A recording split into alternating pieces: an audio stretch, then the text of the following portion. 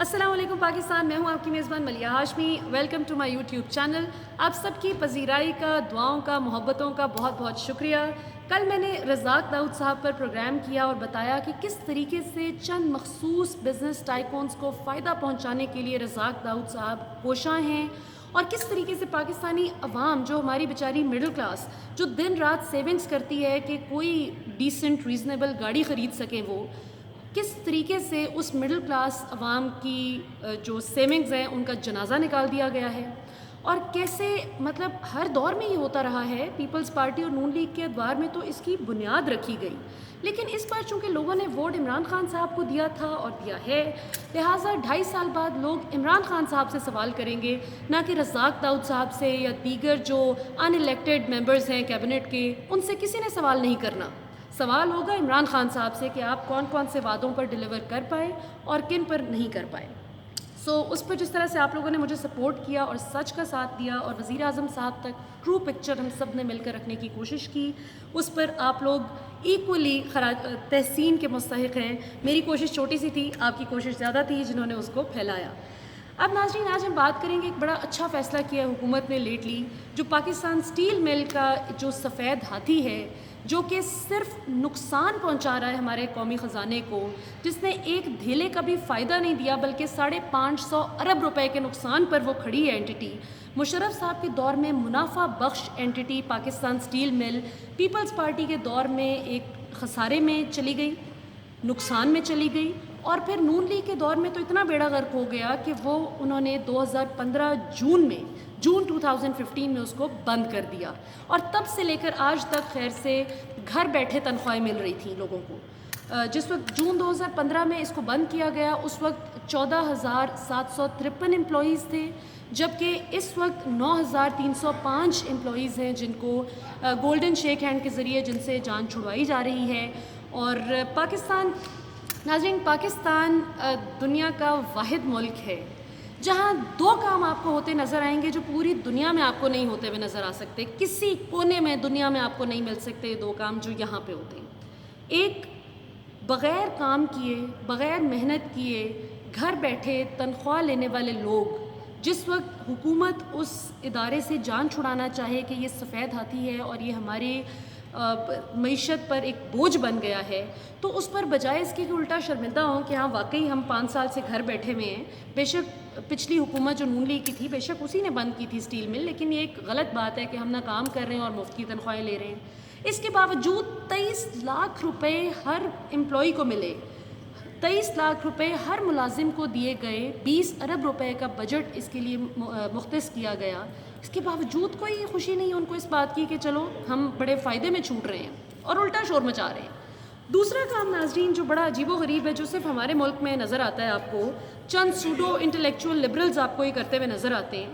اور وہ یہ ہے کہ اپنے ہی سیکیورٹی کے اداروں اور اپنی ہی فوج اور اپنی ہی جو آپ کے وہ لوگ جو آپ کے محافظ ہیں ان کے خلاف فضول باتیں کرنا.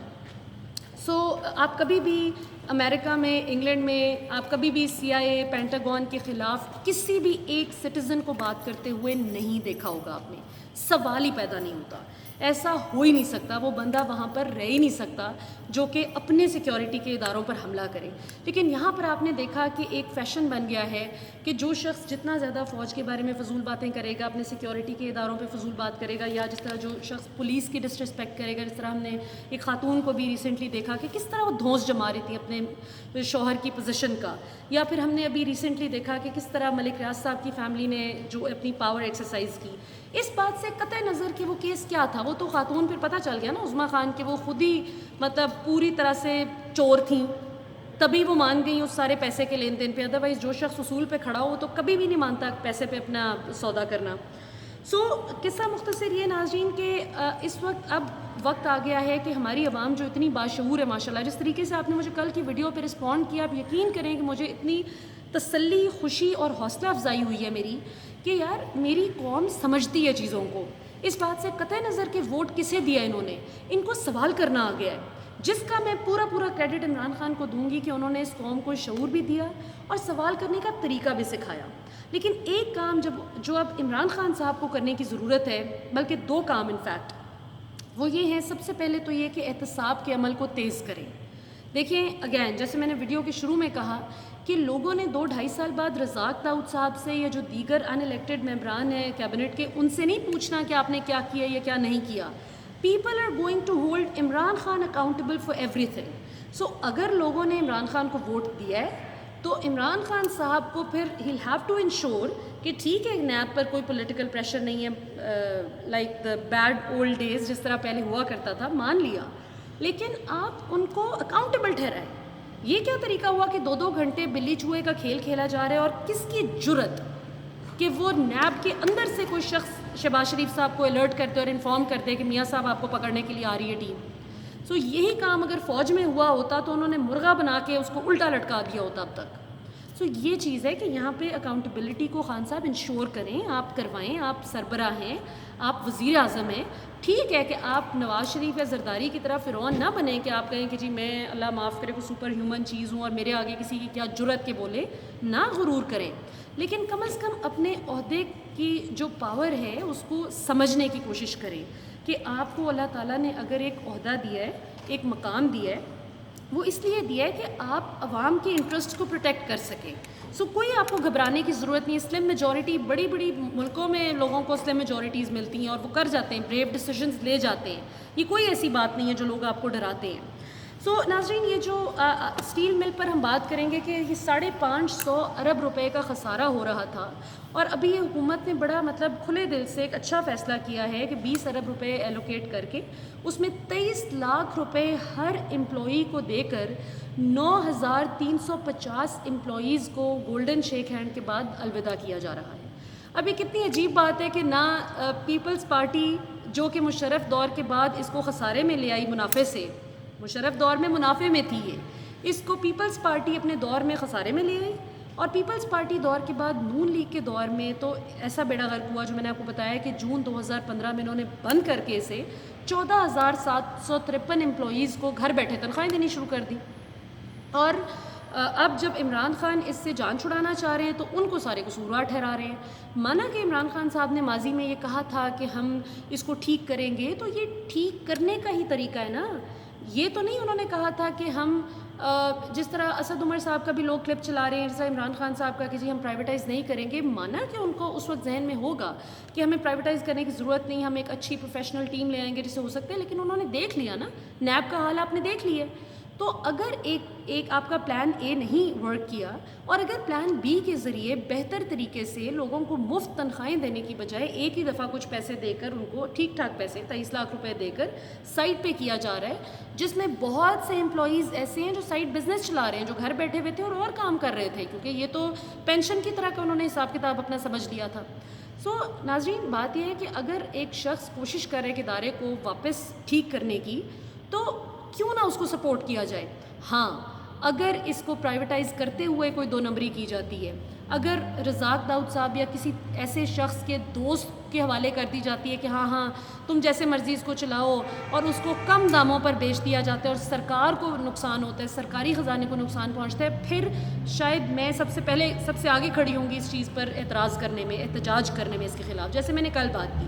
لیکن یہ بالکل درست فیصلہ ہے. اس میں جو بھی اعتراض کر رہا ہے, بلاول صاحب بھی اعتراض کر رہے ہیں, بڑی مجھے تو سمجھ نہیں آتی کہ آپ کو تو سوری کرنا چاہیے قوم سے, آپ کو تو معافی مانگنی چاہیے قوم سے کہ آپ کے دور میں وہ خسارے میں چلی گئی جو اچھے بھلے منافع میں چل رہی تھی, اس دور میں جس کو لوگ برا کہتے ہیں کہ جی ڈکٹیٹرشپ کا دور تھا, ڈکٹیٹر مشرف کا دور تھا, جو کہ بہت برا دور تھا. سو یہ کیسا برا دور تھا اور آپ کا کیا اچھا دور تھا کہ منافع سے آپ اس کو خسارے میں لے آئے, اور نون لیگ کے دور میں تو بالکل ہی کام سے جاتے رہے. اچھا ناظرین, اس کے بعد میں کوئکلی ایک پوائنٹ ایڈ کرنا چاہوں گی کہ ابھی پیٹرول کی شارٹیج کا بہت سننے میں آ رہا ہے, تو میں اپنی قوم سے اپیل کرنا چاہوں گی کہ بھلے آپ کوئی سا بھی کاروبار کرتے ہیں, کچھ بھی کرتے ہیں, دیکھیں انسانیت سے بڑھ کر کچھ نہیں ہوتا. انسانیت سب سے اعلیٰ چیز ہوتی ہے, اور ہمارا دین بھی ہمیں یہی سکھاتا ہے کہ آپ انسان بن کے پہلے سوچیں, مطلب ہم مسلمان بعد میں, انسان پہلے. سو وہ کیا تھا کہ عورت ایک کافر تھی عورت جس نے پیاسے کتے کو اپنے جوتے سے پانی پلا دیا تھا, تو اللہ تعالیٰ نے اس کو بخش دیا تھا. سو انسانیت نہ بھولیں.